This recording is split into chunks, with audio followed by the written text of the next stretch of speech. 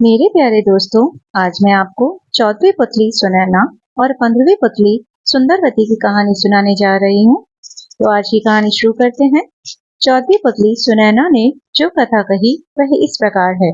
राजा विक्रमादित्य सारे नृपोचित गुणों के सागर थे। उन जैसा न्यायप्रिय, दानी और त्यागी और कोई न था। इन नृपोचित गुणों के अलावा उनमें एक और गुण था। वे बहुत बड़े शिकारी थे तथा निहत्थे भी हिंसक से हिंसक जानवरों का वध कर सकते थे। उन्हें पता चला कि एक हिंसक सिंह बहुत उत्पात मचा रहा है और कई लोगों का भक्षण कर चुका है। इसलिए उन्होंने उस सिंह के शिकार की योजना बनाई और आखेट को निकल पड़े। जंगल में घुसते ही उन्हें सिंह दिखाई पड़ा और उन्होंने सिंह के पीछे अपना घोड़ा दौड़ा दिया। वह सिंह कुछ दूर पर एक घनी झाड़ी में घुस गया। राजा घोड़े से कूदे और उस सिंह की तलाश करने लगे। अचानक सिंह उन पर झपटा तो उन्होंने उस पर तलवार का वार किया। झाड़ी की वजह से वार पूरे जोर से नहीं हो सका, मगर सिंह घायल होकर दहाड़ा और पीछे हटकर घने जंगल में गायब हो गया। वे सिंह के पीछे इतनी तेजी से भागे कि अपने साथियों से काफी दूर निकल गए। सिंह फिर झाड़ियों में छुप गया। राजा ने झाड़ियों में उसकी खोज शुरू की। अचानक उस शेर ने राजा के घोड़े पर हमला कर दिया और उसे गहरे घाव दे दिए। घोड़ा भय और दर्द से हिनहिनाया तो राजा पलटे। घोड़े के घावों से खून का फव्वारा फूट पड़ा। राजा ने दूसरे हमले से घोड़े को तो बचा लिया, मगर उसके बहते खून ने उन्हें चिंतित कर दिया। वे सिंह से उसकी रक्षा के लिए उसे किसी सुरक्षित जगह ले जाना चाहते थे, इसलिए उसे लेकर आगे बढ़े। उन्हें उस घने वन में दिशा का बिल्कुल ज्ञान नहीं रहा। एक जगह उन्होंने एक छोटी सी नदी बहती देखी। वे घोड़े को लेकर नदी तक आए ही थे कि घोड़े ने रक्त अधिक बह जाने के कारण दम तोड़ दिया। उसे मरता देख राजा दुख से भर उठे। संध्या गहराने लगी थी, इसलिए उन्होंने आगे न बढ़ना ही बुद्धिमानी समझा। वे एक वृक्ष से टिककर अपनी थकान उतारने लगे। कुछ ही क्षणों बाद उनका ध्यान नदी की धारा में हो रहे कोलाहल की ओर गया। उन्होंने देखा दो व्यक्ति एक तैरते हुए शव को दोनों ओर से पकड़े झगड़ रहे हैं। लड़ते लड़ते वे दोनों शव को किनारे लाए। उन्होंने देखा कि उनमें से एक मानव मुंडों की माला पहने विभत्स दिखने वाला कापालिक है तथा दूसरा एक बेताल है, जिसकी पीठ का ऊपरी हिस्सा नदी के ऊपर उड़ता सा दिख रहा था। वह दोनों उस शव पर अपना अपना अधिकार जता रहे थे। कापालिक का कहना था कि यह शव उसने तांत्रिक साधना के लिए पकड़ा है और बेताल उस शव को खाकर अपनी भूख मिटाना चाहता था। दोनों में से कोई भी अपना दावा छोड़ने को तैयार नहीं था। विक्रम को सामने पाकर उन्होंने उन पर न्याय का भार सौंपना चाहा, तो विक्रम ने अपनी शर्तें रखी।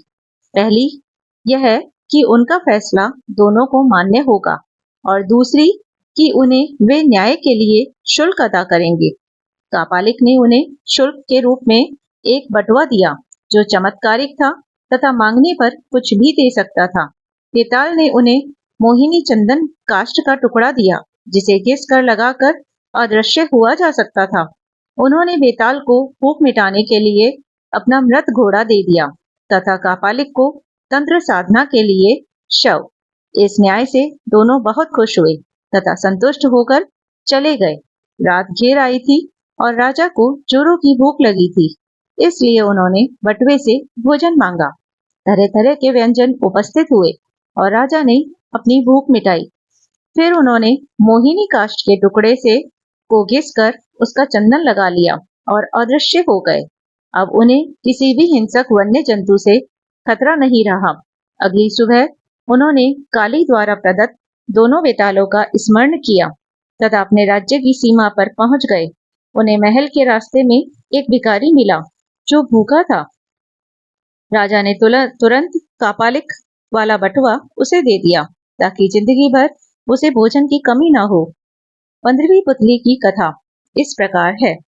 राजा विक्रमादित्य के शासन काल में उज्जैन राज्य की समृद्धि आकाश छूने लगी थी। व्यापारियों का व्यापार अपने देश तक ही सीमित नहीं था, बल्कि दूर के देशों तक फैला हुआ था। उन दिनों एक सेठ हुआ जिसका नाम पन्ना लाल था। वह बड़ा ही दयालु तथा परोपकारी था। चारों ओर उसका यश था। वह दीन दुखियों की सहायता के लिए सतत तैयार रहता था। उसका पुत्र था हीरालाल, जो पिता की तरह ही नेक और अच्छे गुणों वाला था।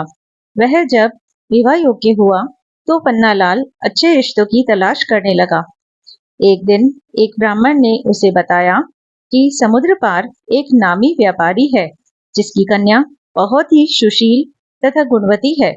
पन्नालाल ने फौरन उसे आने जाने का खर्च देकर कन्या पक्ष वालों के यहाँ रिश्ता पक्का करने के लिए भेजा। कन्या के पिता को रिश्ता पसंद आया और उनकी शादी पक्की कर दी गई। विवाह का दिन जब समीप आया तो मूसलाधार बारिश होने लगी। नदी नाले जल से भर गए और द्वीप तक पहुंचने का मार्ग अवरुद्ध हो गया। बहुत लंबा एक मार्ग था, मगर उससे विवाह की तिथि तक पहुंचना असंभव था। सेठ पन्नालाल के लिए यह बिल्कुल अप्रत्याशित हुआ। इस स्थिति के लिए वह तैयार नहीं था, इसलिए बेचैन हो गया। उसने सोचा कि शादी की सारी तैयारी कन्या पक्ष वाले कर लेंगे और किसी कारण बारात नहीं पहुंची तो उसको ताने सुनने पड़ेंगे और जग हंसाई होगी। जब कोई हल नहीं सूझा तो विवाह तय कराने वाले ब्राह्मण ने सुझाव दिया कि वह अपनी समस्या राजा विक्रमादित्य के समक्ष रखें। उनके अस्तबल में पवन वेग से उड़ने वाला रथ है और उसमें प्रयुक्त होने वाले घोड़े हैं। उस रथ पर 8-10 लोग वर सहित चले जाएंगे और विवाह का कार्य शुरू हो जाएगा। बाकी लोग लंबे रास्ते से होकर बाद में सम्मिलित हो जाएंगे। सेठ पन्नालाल तुरंत राजा के पास पहुंचा और अपनी समस्या बताकर हिचकिचाते हुए रथ की मांग की। विक्रम ने मुस्कुराकर कहा कि राजा की हर चीज प्रजा के हित की रक्षा के लिए होती है और उन्होंने अस्तबल के प्रबंधक को बुलाकर तत्काल उसे घोड़े सहित वह रथ दिलवा दिया। प्रसन्नता के मारे पन्नालाल को नहीं सूझा कि राजा विक्रम को कैसे धन्यवाद दे। जब वह रथ और घोड़े सहित चला गया तो विक्रम को चिंता हुई कि जिस काम के लिए सेठ ने रथ लिया है, कहीं वह कार्य भीषण वर्षा की वजह से बाधित न हो जाए। उन्होंने मां काली द्वारा प्रदत्त बेतालों का स्मरण किया और उन्हें सकुशल वर को विवाह स्थल तक ले जाने तथा विवाह संपन्न कराने की आज्ञा दी। जब वर वाला रथ पवन वेग से दौड़ने को तैयार हुआ तो दोनों बेताल छाया की तरह रथ के साथ चल पड़े।